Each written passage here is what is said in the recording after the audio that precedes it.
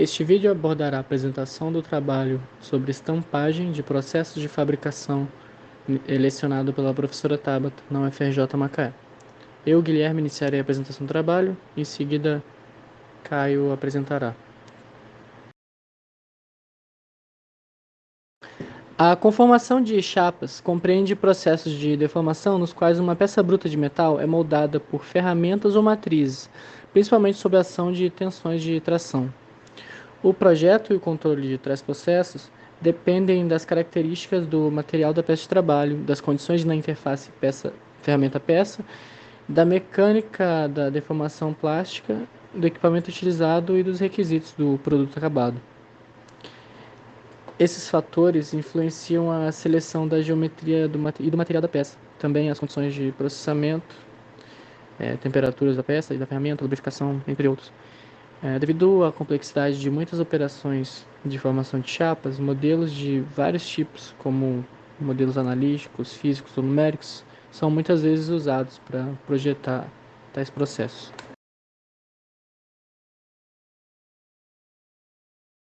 Técnicas de conformação a granel, como forjamento, têm sido usadas de várias formas há milhares de anos. Em comparação, os processos de conformação de chapas, exceto para a dobra de peças estreitas, são relativamente recentes. Isso ocorre porque as técnicas para laminar folhas largas de metal de espessura uniforme só foram desenvolvidas depois de 1500.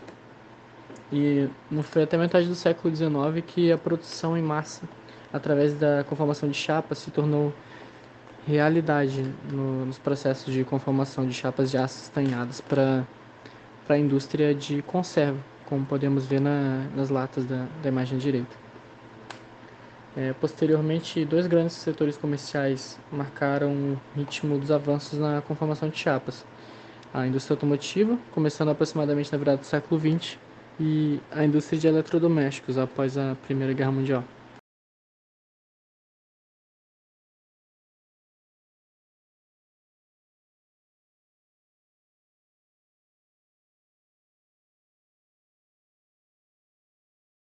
Em contraste com outros tipos de conformação, a estampagem geralmente envolve deformação local. Durante a conformação de chapas, uma peça de chapa metálica é deformada plasticamente por cargas de tração em uma forma tridimensional, muitas vezes sem uma mudança significativa em sua espessura ou características de superfície. A peça de trabalho é uma folha ou uma peça fabricada a partir de uma folha. A deformação geralmente causa mudança significativa na forma, mas não necessariamente na área da seção transversal da chapa. Em alguns casos, a magnitude das deformações plásticas e elásticas são comparáveis.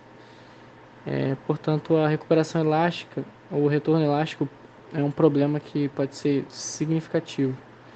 Exemplos de processo de formação de chapas incluem estampagem profunda, alongamento, dobra, formação de almofada de borracha e outros métodos. Blanks de aço são produzidos a partir de bobinas que podem ser laminadas a quente, a frio e zincados.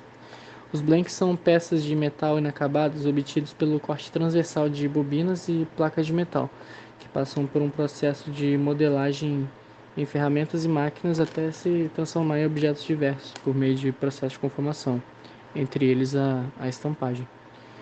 Nessas imagens temos exemplos de aplicação com a própria prensa e a forma que faz a peça específica. O processo de estampagem também é muito utilizado na indústria aeronáutica.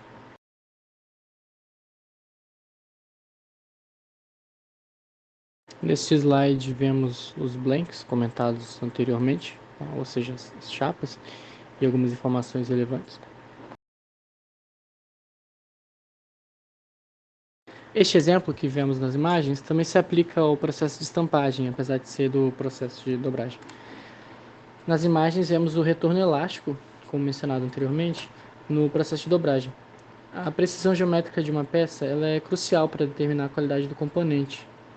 E a análise do processo de dobramento de chapas metálicas revela um fenômeno chamado retorno elástico.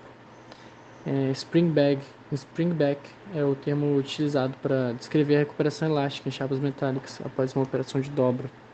O retorno elástico geralmente afeta o projeto das matrizes de conformação. Por causa das complicações do springback, os projetos de molde são finalizados apenas após a fabricação e teste de vários protótipos.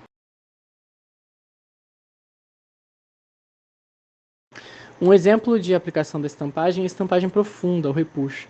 Utilizando-se uma matriz, é possível obter um corpo oco, no caso, por exemplo, da fabricação de uma panela, geralmente sem ter que deformar a espessura do material. Na estampagem por repuxo, a peça recebe forças radiais de tração e forças tangenciais de compressão, até obter-se a forma desejada.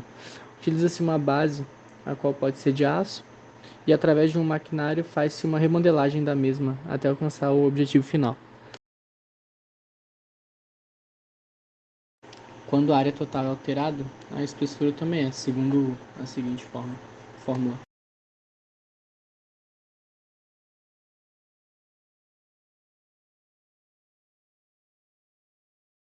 Nesse slide temos um exemplo de visualização deste processo.